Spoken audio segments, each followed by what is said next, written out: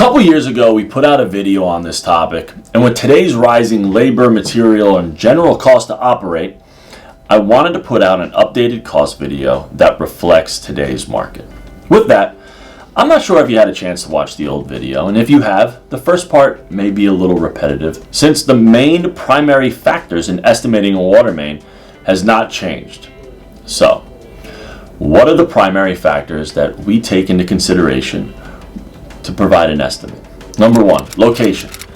And someone without any experience in our line of work may not understand the difference between installing a 1-inch copper water main on a small side street in Queens opposed to installing a 1-inch water main, say, on 2nd Avenue in Manhattan. This is understandable. I mean, after all, the scope is the same, right? It's a 1-inch water main, it's a 1-inch water main. So what is the real difference? The difference could be, how busy is the area? Do we need a flagman or do we need multiple flagmen? What are the soil conditions? With our expertise, we understand that there's certain locations in the area where the digging is easier than others. Also, what potential underground utilities may be in that area that may slow us down? Now, there are many areas where there are a tremendous amount of underground utilities that would really slow down the process of the job. Number two, what is the size of the water main service we are replacing? From a material perspective, there is a major difference in cost between a 1-inch copper main and, say, a 3-inch ductile iron main. And as the size increases, so does the material cost. To put it in perspective, in the past year alone, copper is up by 95%. Ductile iron has seen a minimal increase, but the fittings are up by 50%. Hopefully, in time, these numbers will come back down to where they were pre-pandemic. Number three, how much piping is needed? The measurement is taken from the location of the city main to your main house control valve in your home. We refer to this as a short water or a long water, meaning if the city main is located on the side of the street that your house is on, then it's a short water. If the city main is on the opposite side of the street, then it's called a long water. You can typically tell if your water main is short or long by the location of the fire hydrant. This should indicate the location of the city main as well. Number four, is the street a DOT protected roadway? A DOT protected roadway is any street that's been paved within the past 5 years. If so, there are additional costs for permits.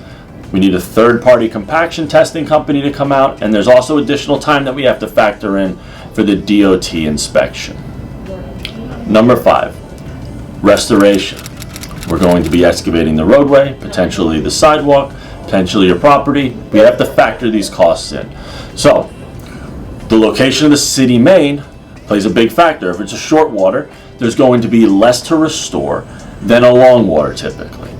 Also, pipe size is a factor. For copper water mains, we can tunnel and connect our excavations, where a ductile iron pipe will require our excavations to be trenched. Depending on the location, we will need to estimate if the sidewalk, the property, or inside the home will need to be restored with concrete as well. In some areas, the roadway could be a cobblestone roadway. These areas and roadways are extremely expensive to restore. And if your roadway happens to be one of the rare concrete slab roadways in the metro area, then that is the most expensive roadway to restore. Number six would be carting out and carting in fill. This will depend again on the size of the piping and how big of an excavation we're going to make. Also, the type of roadway, and if there is a leak, how bad is the leak? Can we reuse any of that soil?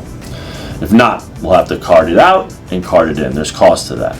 Now that we reviewed some of the cost factors, I want to point out two potential additional out-of-pocket costs that may come up after a project begins. The more common one is the possibility of the need of an arborist. The Parks Department requires an arborist anytime the sidewalk is open within 50 feet of a tree. You may ask, there's a tree on the sidewalk now, so why not just include it in the original estimate?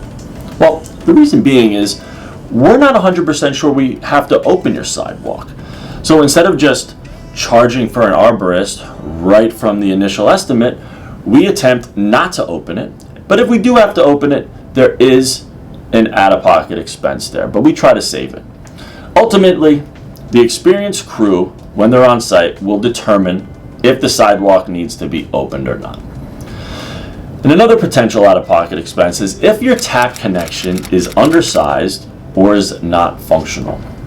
The additional cost here could be a wide range, and it's factored as when DEP can perform or will perform the shutdown.